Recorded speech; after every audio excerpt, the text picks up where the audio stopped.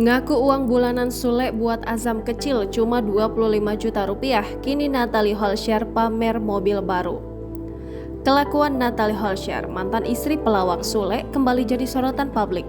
Sejak bercerai dari Sule, tak dibungkiri gerak-gerik Natalie Holscher selalu jadi sorotan.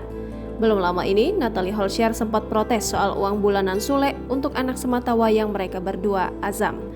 Natalie Holscher menyebut uang bulanan 25 juta rupiah dari Sule untuk Azam terlalu kecil.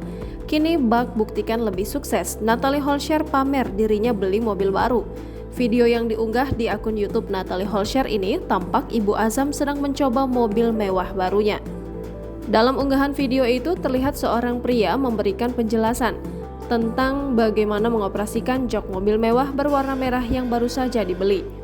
Natalie Holscher dengan antusias diajari cara melipat jok bagian depan untuk memberikan akses ke bagian belakang mobil.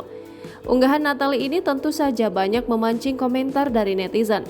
Beberapa netizen memberikan komentar bernada sindiran akan aksi pamer mobil yang dilakukan Natalie. Diketahui sebelumnya, Natalie Holscher menyebut uang bulanan dari Sule yang berjumlah 25 juta rupiah sangatlah kecil. Pasalnya, menurut Natalie Holscher, selama ini Azam selalu memakai barang-barang branded dengan harga yang fantastis. Hal ini seperti yang ditulis Natalie Holscher saat membalas komentar dari salah satu akun. Tak hanya itu, Natalie Holscher menyebut putranya Azam minum susu anti alergi. Komentar Natalie Holscher itu pun direpost oleh akun gosip Instagram seperti @lambe_danu pada Kamis 13 Juli 2023 dan langsung dibanjiri komentar netizen.